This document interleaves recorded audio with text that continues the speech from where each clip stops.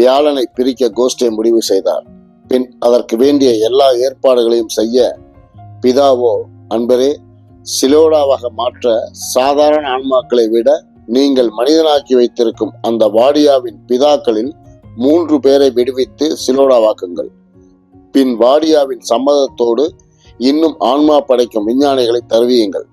வந்ததும் ஒரு பக்கம் ஆன்மாக்கள் படைப்பு நடக்கும். எக்காரணத்தை கொண்டும் மீதி இருக்கும் பூமியில் மனிதராயிருக்கும் வாடிய ஆட்களை விட்டு விடாதீர்கள்.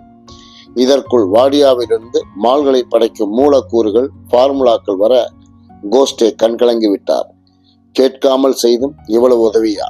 என் கடமை இது என்றார். அவர் நினைத்தால் டோட்டல் வாடியாக்களின் சுழற்சியை நிறுத்த முடியும் என்று கோஸ்டேவுக்கு தெரியாது. வியாழனை பிரிக்கும் முயற்சியில் கோஸ்டே இறங்கினார். இதற்குள் வாடியா பல ஃபார்முலாக்களை அனுப்பிய வண்ணம் இருந்தது. எல்லாவற்றையும் பெற்றுக்கொண்டு தன் ஆதரவு ஆன்மாக்களை அழைத்து பிதாவின் ஆலோசனையில் கூட்டம் கூட்டினார். என்னென்ன செய்ய வேண்டும் என்று திட்டங்கள் போட்டனர்.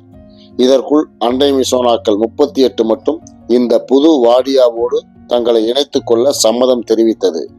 பிதாவிற்காய் கோஸ்டே பிதாவிற்கு நன்றி தெரிவித்தார். வியாழன் தன் சுற்றுப்பாதையிலிருந்து விலக ஆரம்பித்தது.